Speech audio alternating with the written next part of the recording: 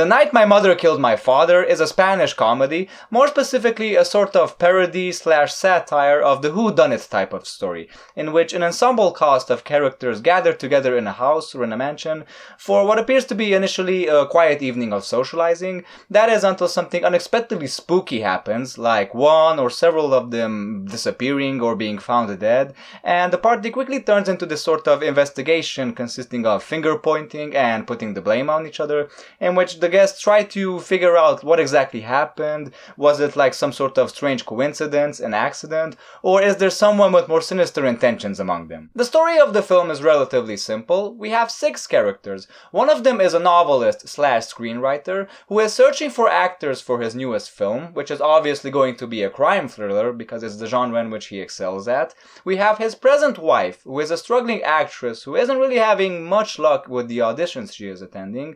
We have the guy's ex-wife, who still remains his business associate, and the close friend of the both of them, which is already quite an unusual situation, to say the least, but hey, if it works for some people, why not? We have the actor Diego Peretti, who is playing himself, which is quite clever, I might add, and whom they are really interested in convincing to join the cast of the film as the main character. So this sort of business meeting of theirs is unexpectedly interrupted by the arrival of the wife's obnoxious ex-husband and his equally irritating bimbo of a girlfriend, and of course things go sour, one of them dies, and we have the movie. Now this sort of parody or satire has been attempted before in the past, and quite successfully so, I might add, by such films as Murder by Death, which is awesome by the way, highly recommend it, and Clue, which is also very good, but I kind of remember like having the impression that it kind of goes off the rails a little bit too much towards the end. It becomes a little bit too wacky, too zany, too caricature-like, but still pretty good film, pretty fun. Now what sets The Night My Mother Killed My Father apart from those other films is that it kind of tries to keep things a little bit more grounded, even though it's not a realistic film at all by any stretch of the imagination.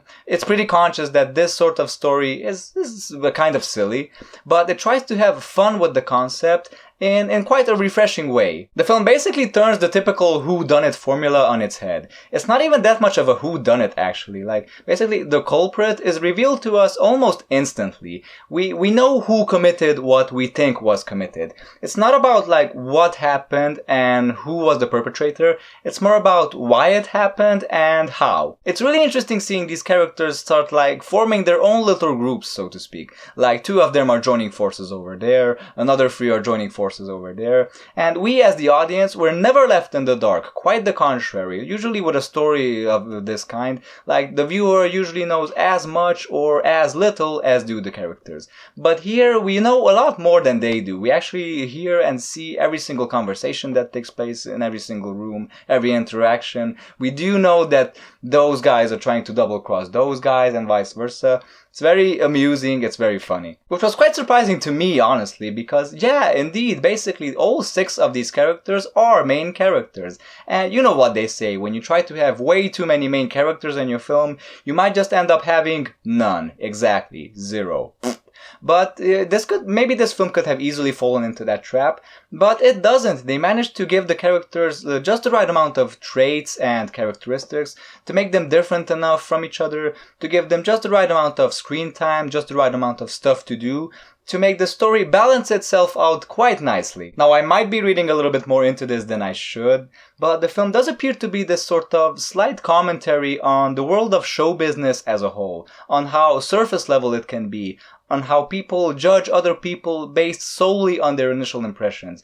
Because some of the characters here, especially the ones who are a little bit more fleshed out than the others, seem quite paradoxical to say the least. Like the writer guy, for example, he writes these stories with these many characters. You would think that he has a good judge of character, that he would be in control of the situation, but he just ends up being the most clueless, the most ignorant, the most paranoid, the most confused person of the bunch. The actor guy, you know, we would expect to be this very charismatic, leading man type of person, it ends up being like the biggest doofus, the biggest nimwit in this whole story. And the ex-wife, she has this very serious, very like take no bullshit attitude, but she ends up being like the wackiest, the zaniest, the craziest, the silliest person here. And all this would have not been able to work if these actors hadn't possessed some absolutely amazing comedic chops. I mean, wow, just every single gesture, every single line of dialogue feels so genuine, and they don't seem improvised, but they don't feel mechanic either. It's like, I don't know, the way these characters just feed off each other is absolutely astounding. It's really what makes the movie. And I would never have thought I would say this about a comedy, but this is truly an actor's film, ladies and gentlemen. And yes, as expected, this film does go in a direction these types of films usually tend to go, which is like, it feels like it goes a little bit overboard with the craziness. It starts to become a little bit too on the nose, a little bit too many hijinks going on. There were moments in this film where I thought like, okay, no sane person would ever do that. No sane person would ever go that far. No one would ever come up with this elaborate scheme for something so trivial. But you know, it's a lighthearted film. It was bound to go in that direction. This is a very good comedy. I was quite surprised, not expecting it. I'm not a huge fan of comedies, so actually getting out of this more than I was expecting was quite the surprise. Very enjoyable, as I said. And yeah, I recommend it, pure and simple. This film actually won the award for Best Prize at the Comedy Cluj Festival. I did a bunch of other reviews for as well. If you want to check those out, this is part of a playlist. I'm going to put the link down below to that, as well as to the other reviews as well. Check them out if you want. And as always, thanks for watching this review. I will hope to see you later with other reviews.